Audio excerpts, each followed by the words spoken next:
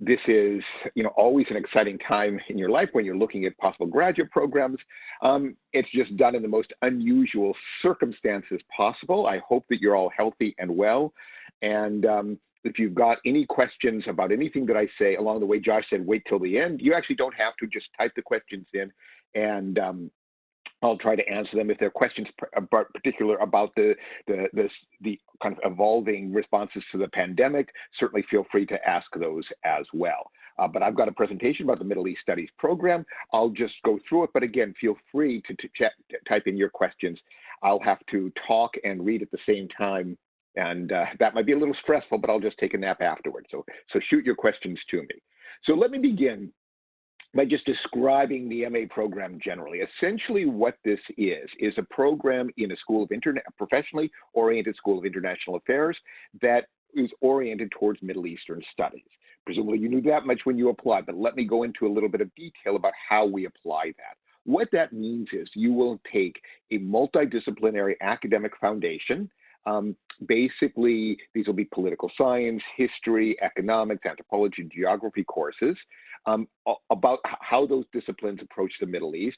And then we'll add to that a professional specialization. And this is something that you would hope to apply to the Middle East. It might be development, it might be communication, it might be public health, or there are all kinds of professional specializations. And then we've also got a rigorous language requirement, which I'll talk more about as we go on. The curriculum is 40 credits. There's a cornerstone symposium that will be taught by my successor as program director. I served till this summer, then Mark Lynch, very prominent political scientist who directed the program before, will be taking over. So he'll be teaching the cornerstone symposium in the fall. That's restricted to first-year Middle East Studies students. MA students. So that's where you'll learn you'll meet your cohort, and you'll also have an overview of how it is that we study the Middle East. And then there will be a core field. That's what I was talking about, the disciplinary courses in political science, history, geography, anthropology, and so on. And then 3 other courses involving the Middle East anywhere that are at GW. And we've certainly got a list of those. If you've got any questions about particular courses that we might be able to offer, ask. So that adds up to, I do this quickly, 21 credits, but it's a 41 credit program. Where do the rest go? Well, you choose this professional specialization, as I said, and those are 4 3-credit courses. There is a list of, or mention of just some of them. And if you don't see something on a curriculum, come to me and design your own. Tell me you're interested in A, B, or C, and we'll try, you might want a career that's working in, say, civil society, development of civil society programs in the Middle East. If that's the case, we can sit down and see what kind of professional specializations would be most relevant. And if we don't find one on the list, we can make one up. And the second part are the skills courses, 1-credit courses that are really designed to give you a skill that is going to be helpful to you in your career as an international affairs professional. Writing an op-ed, giving briefings, grant writing, those sorts of things. And again, there's an extremely rich array of courses every semester. You just have to take 3 during the period that you're in the program. Then there's the capstone project. I mentioned a cornerstone in your first semester. In the last year, we do a series of students generally work in teams and do a capstone project. We've got it's a year-long project.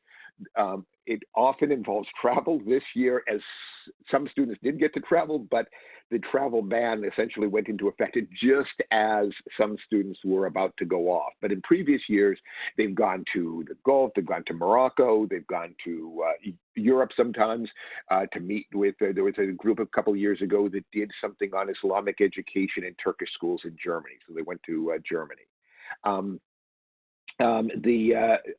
This is usually a team project that involves a major research project that we put on our website. So this is something that is designed to be publicly presentable and also involves an oral presentation as well. This year's capstone projects have had to adjust a little bit, as everybody's had to adjust, but we're about to have the presentations at the end of this month. If any of you would like to join in a and view them online, simply shoot me an email or shoot Maisha Munawara, who is the program assistant, mesp@gwu.edu,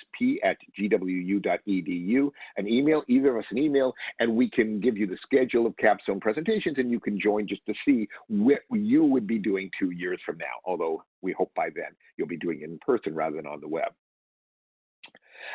So now let me talk about the language requirement. This is big because it is really not credible to present yourself as somebody who is a Middle East expert who doesn't have a working level proficiency in a Middle Eastern language. So you basically are required to have some language ability coming in. And then you sit down with Nashwa Tahir, she's a professor of Arabic here, she's our language advisor, and work out a plan of study that's going to get you up to the level of proficiency needed for the exam. We offer courses right now here at GW in Arabic, Persian, or Hebrew. If you want to do Turkish or Kurdish, we can work out a plan for you. Kurdish has been a little bit of a challenge, but we found that we can do it. Turkish a little bit less so. So those are the languages. We've got full set of courses, especially in Arabic and Hebrew, but some in Persian as well through the advanced level. And we also offer content courses in some of these languages. Middle East Studies program is also a member of the CASA Consortium, that's the Center for Arabic Study Abroad. And so some of our students sometimes apply to that, take a year off and do the CASA program. I did it back in, well, I don't want to tell you what year, but I'll just say Ronald Reagan was president when I did the CASA program. And we've got various ways to support language study for our students. If you take a content course, that's basically an advanced course in a Middle Eastern language, you can count that towards your 40 credit hours. But if you have to take courses at the intermediate level or you need other kinds of language work, that won't count towards your 40 credit hours. So what do we do to help you? Well, we have summer language grants, and those are available. We've been pretty lucky with being able to fund most of the students who apply. So if you want to do an intensive summer language program, just let us know and we'll be able to support you. I should say we hope to be able to support you, and so far our hopes have not been dashed. We've also got we're designated by the Department of Education as a recipient for foreign language and area studies grants. We have these over the summer for those students who applied for but did not succeed in getting the year-long FLOSS fellowship. You're still eligible to apply for the summer one. In terms of the summer language grants, our students go all over, to both domestically and internationally, and we're looking actually for a way to see if incoming students can be eligible for these summer language grants because of the extraordinary circumstances we're facing. I hope to have word on that soon, but we just don't know quite yet whether we'll have the funding. Okay, what's distinct about us? There's all kinds of Middle East Studies programs around, and you may be looking at other Middle East Studies programs. Elsewhere, you might be looking at non-Middle East Studies programs. What's distinctive about us? Well, we're kind of cozy. This Elliott School is big, got a lot of resources, a lot of classes, and the Middle East Studies program is small. You see the size of the entering classes there. We're shooting for a class this year of probably something about in that range, 8 to 12, something like that. And you take the cornerstone together your first semester, so you're able basically to be within a cozy atmosphere, working out an individual relationship, sometimes with one or two key faculty from the beginning. I should add here that there's a possibility that some of you might want to come and not be able to come to campus right away. If that's the case, or if that turns out to be the case, you decide to come to GW, but there's some kind of travel ban in effect, you can't leave your country where you are or something like that, let us know. We're prepared to make whatever arrangements are necessary to make it possible to start your first semester remotely if necessary. In normal circumstances, and we hope the fall will be normal, but we're making preparations if it's not normal. If it is normal, then classes are offered in the late afternoon and evenings, and what that means is that you can combine your classroom education usually with internship or part-time work. Almost all of our students do something outside the classroom. And there's an awful lot that goes on in Washington related to the Middle East. A lot at GW. We're the headquarters for the Middle East Studies Association, the scholarly association for Middle East studies in North America, really a global association. And we also host some Middle East initiatives here, which I'll talk about in a second. The curriculum is practical. It's really designed for people who are interested in making careers in international affairs. It involves, as I described, this professional field. It involves these skills courses. The capstone research project gives you something at the end of your program that you can show people. You can show your family. You can show potential employers.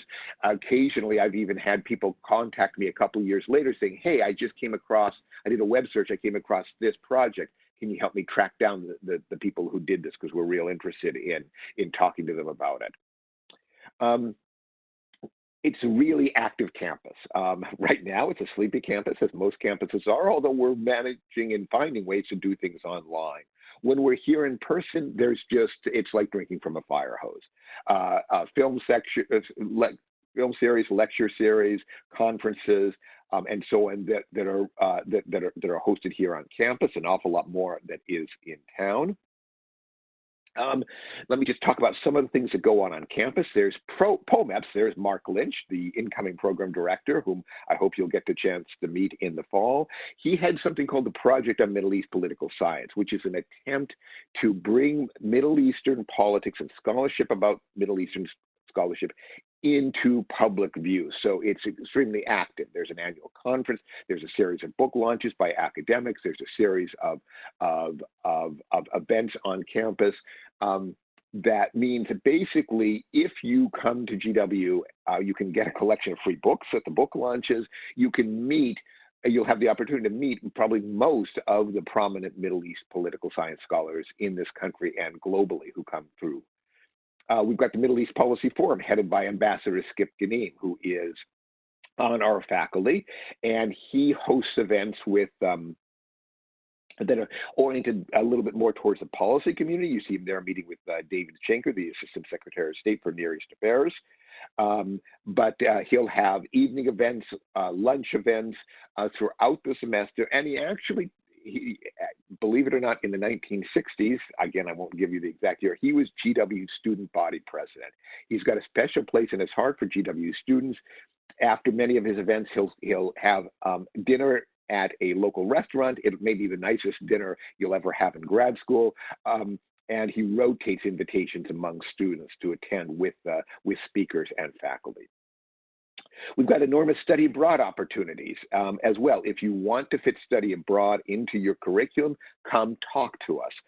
It's an evolving environment in terms of where you can study in the Middle East. We've had students who've gone to a variety of locations in the Middle East and fitted into their program. And last year, for the first time, I took a group of students over. You see them all there. I'm the one with the colored pants right in the middle, to the American University in Cairo. It was a travel course where we visited Egyptian institutions, the Supreme Constitutional Court, El Azhar University. We visited a family court in Greater Cairo, hosted judges and so on. It was on Egyptian legal and religious institutions. We met with an MP, actually. Believe it or not, visited the parliament and got an ovation there. That was a little bit of an embarrassing moment. We're happy to have us there. And I'm hoping to do the course again next year. There should be study abroad opportunities. Again, let me know if you have any questions about any particular opportunities. Career development resources. The Elliott School has a very robust set of opportunities for developing essentially for working with you from the minute you set foot on campus, or I should say even before you set foot on campus, if you can't set foot on campus right now. We've got a dedicated person in the career office, Sharon McCoy, who you'll likely meet with very, very soon if you come, but a large staff that has a whole array of opportunities for you. Here are some of the places where our students have gone on to work. Here's sort of a breakdown of where they go. This is for 2016, when we surveyed them, 5 went in the public sector. This was a small graduating class. 4 went in the public sector, 2 went in nonprofit. 5 were still looking. That's actually an old graph. I could probably get you a more recent one if you've got recent questions. Middle East Studies faculty, and just to talk to you about it, there's me on the floor of the Egyptian Parliament talking to a couple of the students in the class. Um, the I'm a political scientist who focuses on the Middle East. There's Mona Attia. She's director of our Institute for Middle East Studies, which does programming, research support, supports some of our students in some ways. She's a geographer who focuses on poverty, has done great work in Morocco and Egypt, just a wonderful person to have on board. There's Mark Lynch, incoming program director, past program director, very prominent political scientist who works on the Middle East.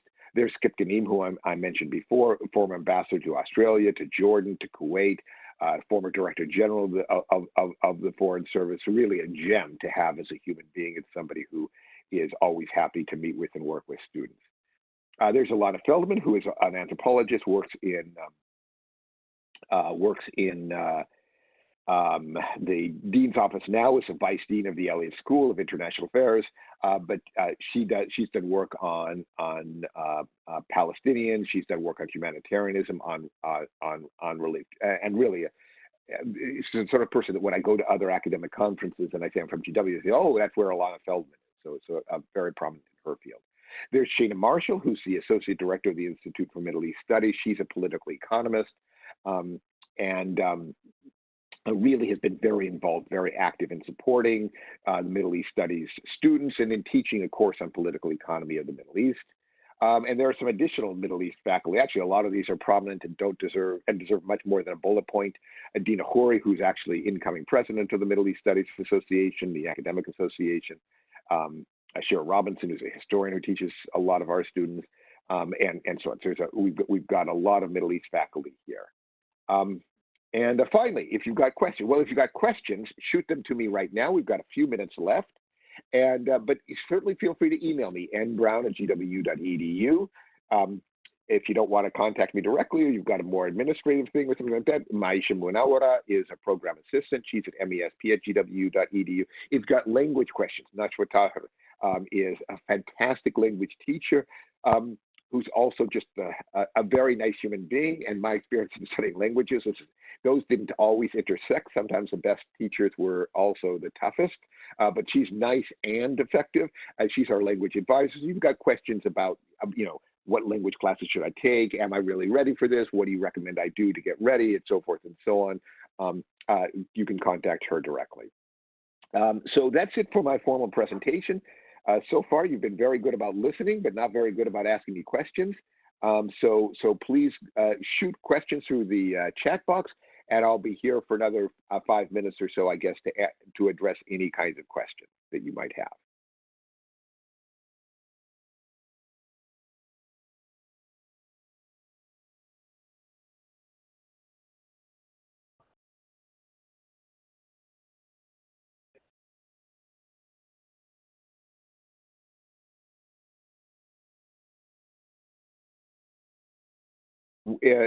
While questions come in, and none have come in yet, I may have answered all questions in advance. Let me just take a moment to stress what I said before about what's going on with regard to the pandemic. Again, it's just an unusual time to be making plans, and what we're doing, I sent an email, I think, to all the students who were admitted to the Middle East Studies program last week, explaining we're positioning ourselves in different kinds of ways to cope with this.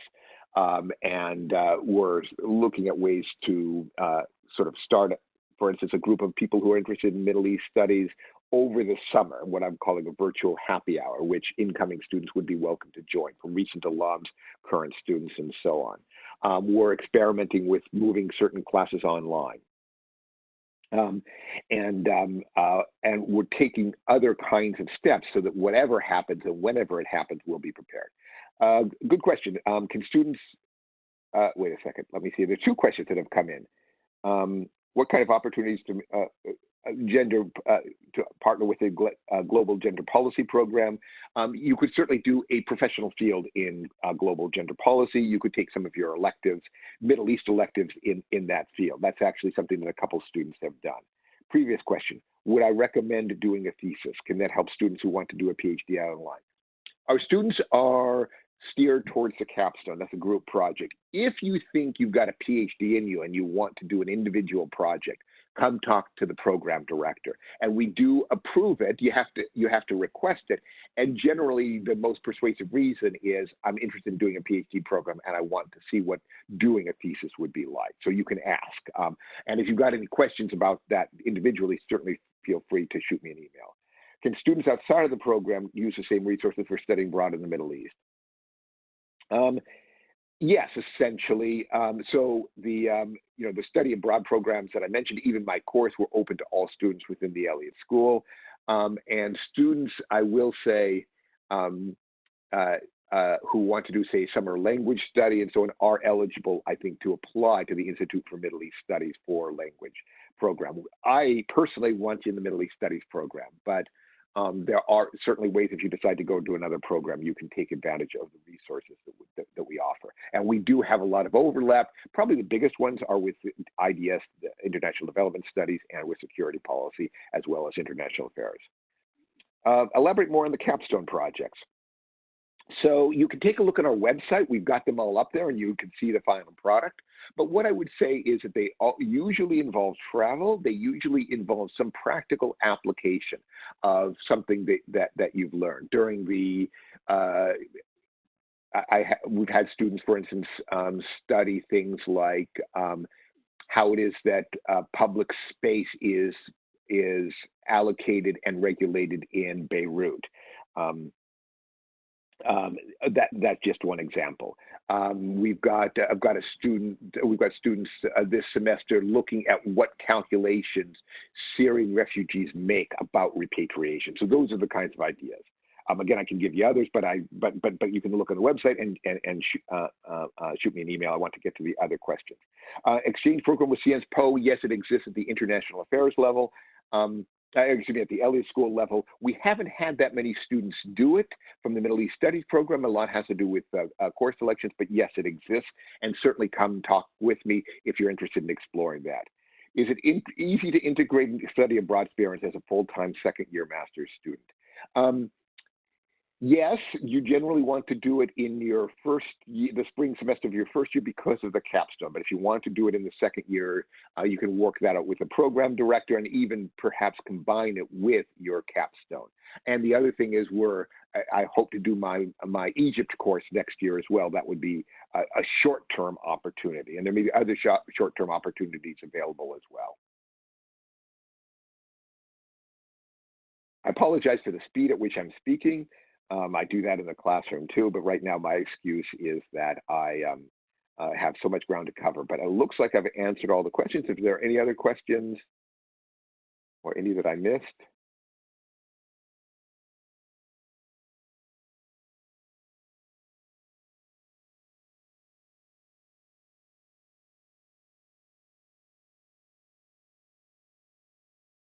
If not, thank you very much to Josh and Nicole. I see you getting links out at almost as fast as I speak.